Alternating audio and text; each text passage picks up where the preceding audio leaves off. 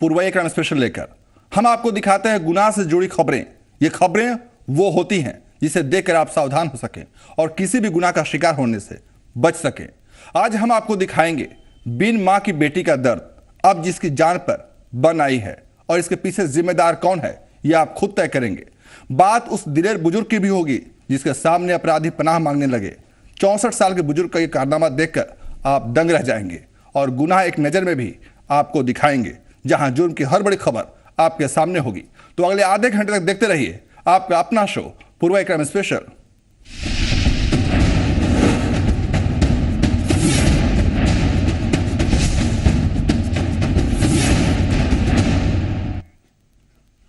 उसकी उम्र अभी इतनी नहीं थी कि दुनियादारी समझ सके, लेकिन समाज के दरिंदे और सिस्टम के सुस्त रवैये ने उसे सब कुछ सिखा दिया।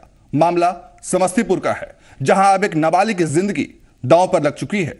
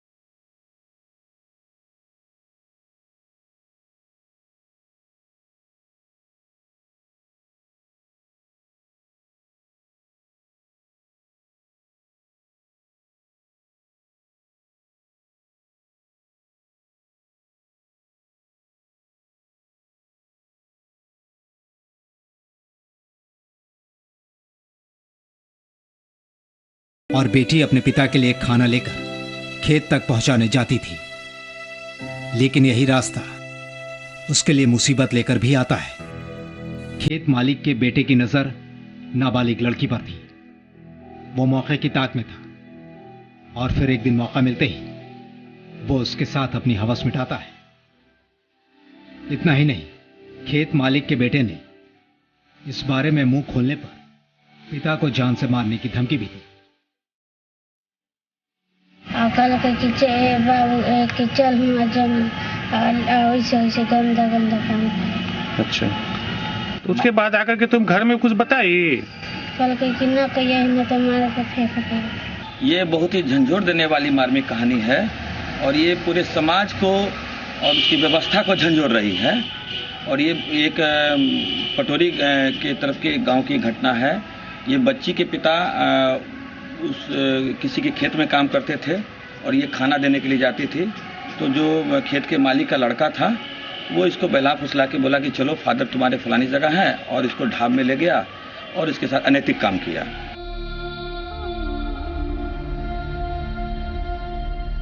इस धमकी के बाद पीड़ित सहम जाती है। वो अपने घर वालों के सामने अपना मुंह नहीं खोलती। इसका नतीजा यह होता है कि आरोपी खेत मालिक का बेटा पीड़ित लड़की के साथ 4-5 बार दुष्कर्म करता है। इस बीच पीड़ित लड़की गर्भवती हो जाती है, लेकिन घर वालों को इस बारे में पता नहीं चलता।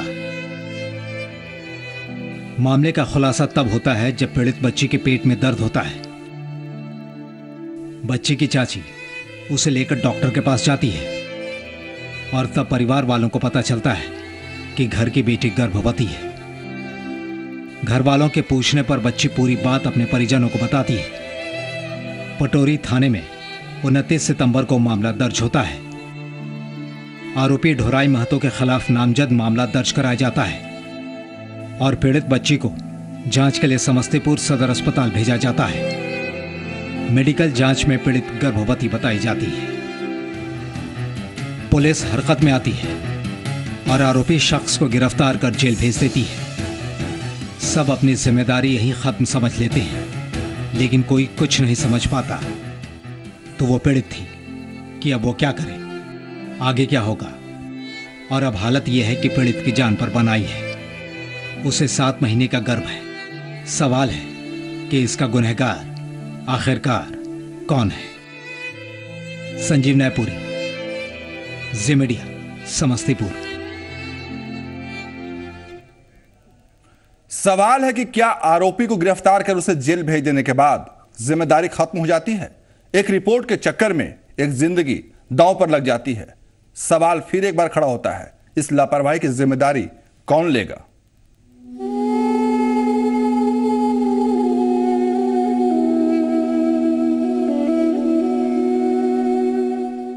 मां ना होने का दर्द इस पीड़ित से बेहतर और कौन समझ सकता है?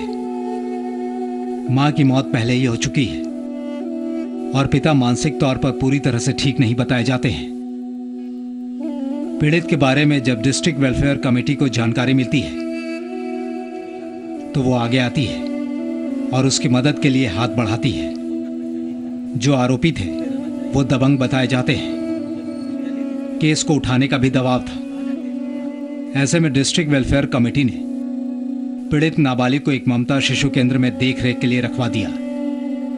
वेलफेयर कमेटी की पहल के बाद डीएम मामले में सामने आते हैं। फिर मेडिकल बोर्ड का गठन किया जाता है और सिविल सर्जन से राय मांगी जाती है कि पीड़ित का गर्भपात होगा या फिर प्रसव कराया जाए। लेकिन लापरवाही की इंतहा यहां खत्म नहीं होती। सितंबर में दी गई रिपोर्ट उनके दफ्तर में ही थी। इसके बावजूद बाल कल्याण समिति से ही पुलिस रिपोर्ट लाने की मांग की जाती है। मामला महीनों तक टलता रहा। हमसे कहा था कि से आप रिपोर्ट दीजिए, कराइए, हमको रिपोर्ट दीजिए पहले का जांच का, दिया नहीं। फिर लिखा तो फिर हम कल उस पर जांच करवा दिए और जांच कराने के बाद क्या पूछा गया है मेडिकल बोर्ड से? मेडिकल बोर्ड से पूछा गया कि लड़की के साथ अगर प्रेग्नेंट है, जैसा कि वो बता रहा था, तो उसका भाई लोग कहना था कि से इसका इलाज अस्पताल रखिए। तो लड़की को अगर भाई मान लीजिए जो कोई उसका देख रेख करने वाला नहीं है तो अगर वो चाहेगी तो उसका प्रसव भी कराया जाएगा, गर्भपात भी होने लायक होगा। जो सीमा का टाइम खुद बताएगा डॉक्टर, क्या सजेशन है। इसकी मेडिकल स्तर में सीएस से भी लापरवाही हुई है। जब बच्ची उनके हॉस्पिटल में गई थी तो उनको भी बाल कल्याण को सूचित करना था, पुलिस को भी बाल कल्याण को सूचित करना था। हर मुकाम पर लापरवाही होती चली गई। पीड़ित की जिंदगी का फैसला एक रिपोर्ट का मोहताज हो जाता है और फिर कागजों के खेल में उसकी जिंदगी उलझ जाती है। वक्त गुजरता रहता है। अब हालत यह है कि पीड़ित के सामने प्रसव के सिवा कोई और रास्ता नहीं बचा। तो एबॉर्शन का सवाल ही नहीं होता है। तो तब तो उसको फुल टर्म प्रेगनेंसी का ही उपाय होना चाहिए। तो क्या वो सही होगा क्या? मतलब उसकी जान के लिए पर कोई खतरा हो सकता है? अब जान पर भी खतरा हो तो 7 महीना का अगर हम पेट खोल के बच्चे को निकालते हैं तो उससे भी तो उसके जान को खतरा है। लेकिन अगर फुल टर्म प्रेगनेंसी का उपाय किया जाए, डिलीवरी का उपाय किया जाए तो खतरा कम है। सवाल यह है कि पीड़ित का गुनहगार कौन है? वो सिस्टम जो चंद कागजों का मोहताज हो जाता है, या फिर वो प्रक्रिया जहां एक जिंदगी रिपोर्ट के इंतजार में सिसकती रहती है? कहीं ना कहीं वो समाज भी कसूरवार है, जहां एक पीड़ित को चाहकर भी इंसाफ नहीं मिल पाता। संजीव नैपुरी, जी मीडिया, समस्तीपुर। और जब जी पुरवैया ने इस मामले को उठाया तो फिर समाज के पहरेदार भी सामने आए और जिले के एसपी ने भी मामले पर संज्ञान लिया। हमारा मकसद है हर उस शख्स की आवाज बनना जो इंसाफ और हक से वंचित रह जाते हैं।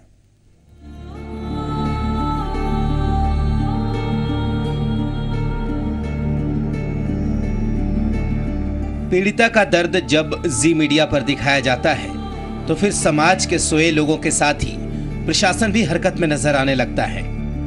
लोग मामले में कि जिस प्रकार की जिले में जो मानवीय घटनाएं घटी हैं कि एक 12 से 13 साल की बच्ची जो 7 महीने की प्रेग्नेंट है, तो जिस प्रकार से देखा जाए कि ये तो प्रशासनिक लापरवाही है कि जिस समय उन्हें पॉजिटिव रिपोर्ट मिला उसी समय अगर वो सही तरीके से एक्टिव होती तो आज उस बच्ची के साथ ये दुर्घटना नहीं होती और वो बच्ची का जान पूरी तौर पर सुरक्षित होता। जी मीडिया पर जो खबर आ रही है लगातार लोग देख रहे हैं और हमको लगता है कि इस प्रकार की खबर जिला में अनूठा खबर है। ऐसा खबर बहुत कम देखने को मिला। पहले ही गिरफ्तार कर जेल भेजा जा चुका है, लेकिन पीड़िता के दर्द को देखते हुए वो पूरे मामले की जांच करवाने की बात कहते हैं ताकि जिम्मेदार लोगों की पहचान हो सके। इस संबंध में हम लोगों ने मेडिकल के लिए बच्चे को भेजा, अभी उसको पकड़ा जेल भेजा, हम लोगों ने चार्जशीट की है और मेडिकली क्या होना नहीं होना वो तो एक्सपर्ट पर डिपेंड करता है। वो तो डॉक्टर को देखना है क्या करना नहीं करना है। वैसे अभी संज्ञान में आया तो मैं इसमें बात करता हूँ, जांच करता हूँ कहाँ से इन लोग के लेवल से लैब से हुआ है। एसपी ने मामले की जांच की बात कह दी। नहीं, किसी बिटिया रानी के गर्भ में कोई बच्चा नहीं पलेगा। इस अंधियारे को मिटाने की जिम्मेदारी भी हम सबकी है। संजीव नैपुरी, जी मीडिया, समस्तीपुर। धनबाद से एक ऐसी खबर सामने आई है जो अपराध और अपराधी के खिलाफ खड़े होने की हिम्मत देती है। जब 64 साल के एक बुजुर्ग पर अपराधी धावा बोलते हैं, उनके पैसे लेकर वो भागने लगते हैं तो बुजुर्ग की हिम्मत के सामने अपराधी पस्त बोल जाते हैं। अगर हौसला जवां हो तो फिर उम्र मायने नहीं रखती और ना ही सामने आए अपराधी टिक पाते हैं। धनबाद से जो तस्वीर सामने आई है वो बाकी लोगों में भी जोश भर देती है। शहर के सिटी सेंटर के पास एक बुजुर्ग की बहादुरी लोगों के लिए मिसाल बन सकती है। ये है अरुण चंद मंडल। इनकी उम्र 64 साल है। बीसीसीएल से रिटायर अरुण चंद मंडल 3 लाख रुपए निकालकर पैदल सड़क क्रॉस कर रहे थे। दोपहर का वक्त था, तभी मोटरसाइकिल सवार अपराधी अरुण मंडल पर हमला बोल देते हैं। उन्हें घेर कर उनके हाथों से पैसों से भरा बैग लेकर अपराधी भागने लगते हैं। पैसा लेकर हम वहाँ पहुँचे टेम्पो पकड़ने के लिए। तब तक वो लोग आके क्या चीज से था? बाइक मोटरसाइकिल की चाबी हमारे पास है। ले लिए। हाँ, उन लोगों का मोटरसाइकिल चाबी दिखाई ना ऐसा करके। चाबी अरुण चंद्र मंडल और जो पकड़ाया उसका दूसरा साथी भाग गया। अपराधियों की जरूरत के आगे कोई भी पस्त हो जाता, लेकिन 64 साल के अरुण मंडल ने हार नहीं मानी और पूरी बहादुरी के साथ बाइक पर पीछे बैठे लुटेरे का हाथ पकड़कर खींच लिया। दोनों लुटेरे वहीं सड़क पर गिर जाते हैं। इतने में आसपास के लोग भी वहां पहुंच जाते हैं और फिर लुटेरों की जमकर पिटाई की जाती है। अपने बुजुर्ग का ये जो है एक पकड़ रहा था, एक लड़का का, 2 लड़का पल्सर से सवार था, वो भाग रहा था। मेरा नजर उसमें पड़ा, बोला कोई बात है, फिर देखे तो चिल्लाया कि बैंक में पैसा भाग रहा था। तो जाकर उसको पकड़ लिया हम। मेरा दोस्त लोग यहाँ खाते, फिर हम उसको पकड़े। दूसरा लड़का जो है कामयाब हो गया। हम उसको जब पूजा था तक जो है ले गए रहते हुए, लेकिन वो भाग गया।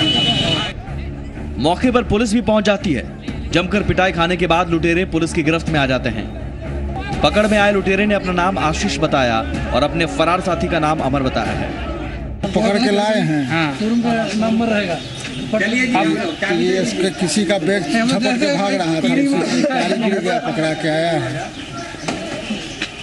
नाम भी अभी सही बताता है कि नहीं तो पीछे रहे थे तो इधर आ गए। अच्छा, अनुसंधान के अंदर तो अभी तो वही देखने आए कि गाड़ी का क्या है। पुलिस ने लुटेरों के पास से जो मोटरसाइकिल बरामद की है उसका रजिस्ट्रेशन बोकारो के चास के हरला का है और ये मोटरसाइकिल किसी मंसूर अंसारी के नाम पर रजिस्टर्ड है। पुलिस अब आगे की जांच में जुट गई है ताकि फरार लुटेरों की तलाश की जा सके। अरुण चंद की ये दिलेरी कई लोगों के लिए मिसाल बन सकती है और लुटेरों के हौसले उनके सामने घुटने टेकते नजर आएंगे। नितेश मिश्रा, जी मीडिया, धनबाद। भारत नेपाल बॉर्डर पर एसएसबी की चौकसी ने कई जिंदगियों को बर्बाद होने से बचा लिया। इलाके में मानव तस्करी की बढ़ती घटनाओं ने चिंता बढ़ा दी है। इस बार 20 लड़कियों को बिकने से बचा लिया गया।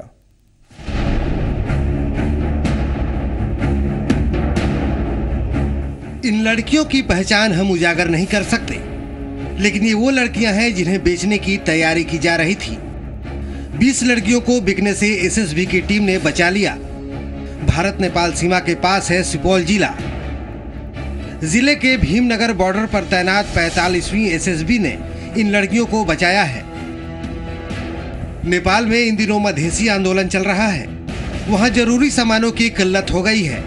सामानों के दाम आसमान छूने लगे हैं। ऐसे में गरीब लोगों के सामने दिक्कतें बढ़ गई हैं। उनके बीच भुखमरी की नौबत आ चुकी है। नेपाली नाबालिग लड़कियां दलालों के झांसे में पड़ जाती हैं और फिर उन्हें नेपाल से बाहर ले जाकर बेच दिया जाता है। इस बार भी दलालों की यही मंशा थी, लेकिन उनके मंसूबों पर एसएसबी ने पानी फेर दिया। बिहार स्टेट बस से भारत नेपाल बॉर्डर क्रॉस पर बीरपुर से इन लड़कियों को राजधानी पटना ले जाया जा रहा था। बस में 53 लोग सवार थे। एसएसबी को जानकारी मिलती है कि इस रास्ते से लड़कियों को तस्करी के लिए ले जाया जा रहा है। इस जानकारी के बाद एसएसबी अलर्ट हो जाती है और फिर बस की तलाशी ली जाती है और तब एसएसबी के हाथ वो 20 नेपाली लड़कियां लगती हैं जिन्हें जयपुर की मंडी में ले जाकर बेचने की तैयारी थी। ये ह्यूमन ट्रैफिकिंग का मामला था।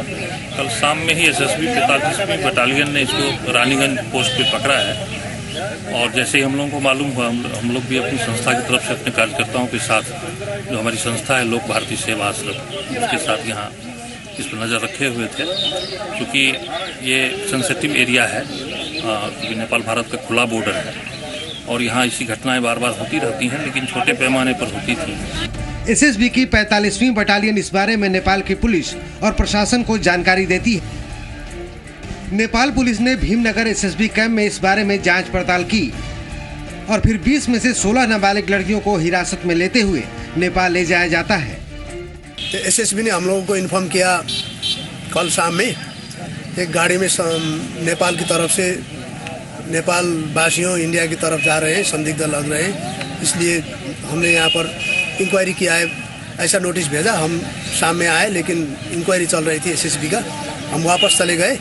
फिर सुबह बुलाया गया, फिर सुबह आया, सुबह भी इंक्वायरी चला। अभी 53 लोग उनने गिरफ्तार किया था, उसमें इंक्वायरी करके 16 लोग संदिग्ध निकालकर हमको आगे कार्रवाई करने के लिए भेजा गया। इन लड़कियों की किस्मत अच्छी थी जो दलालों के चंगुल से बच गईं, लेकिन किस्मत हर बार साथ नहीं देती। जरूरत है दलालों से सावधान रहने की और कोई भी कदम उठाने से पहले समझदारी से सोचने की, ताकि ऐसे मामले दोबारा सामने नहीं आए। मोहन प्रकाश, जी मीडिया, सुपौल। और अब आपको दिखाते हैं गुनाह की बड़ी खबरें, गुनाह एक नजर में। औरंगाबाद में एक वीडियो साहब नशे में धुत नजर आए। पुलिस को पेट्रोलिंग दौरान NH 139 के पास बीच सड़क पर गाड़ी खड़ी मिली। वहां 2 लोग आपस में झगड़ा कर रहे थे। पुलिस ने जब पूछताछ की तो दोनों पर पुलिस पर धौंस जमाने का आरोप है। पुलिस के मुताबिक इनमें से एक कुटुंबा पंचायत के बीडीओ मनोज कुमार और बलिया पंचायत के मुखिया कपिल पांडे थे।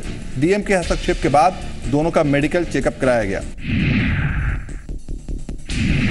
कटिहार में एक पत्नी को जुआ खेलने के लिए गहने नहीं देना भारी पड़ गया। गहने नहीं मिलने से नाराज पति ने अपनी पत्नी के शरीर पर किरासन तेल छिड़ककर जिंदा जलाने की कोशिश की। ये घटना अहमदाबाद थाना इलाके की है। पीड़ित पत्नी को सदर अस्पताल में पहुंचाया गया, जहां डॉक्टर ने 40% जलने की बात कही है। पूर्णिया पुलिस ने लूट के एक मामले में कामयाबी हासिल करते हुए एक लुटेरे को गिरफ्तार किया है। 1 दिसंबर को 30 लाख की लूट के मामले में पुलिस ने यह कामयाबी हासिल की है। पुलिस ने लूट के 2,17,000 रुपए भी बरामद किए हैं। लूट की बाकी रकम भी जल्द बरामद करने का पुलिस ने दावा किया है।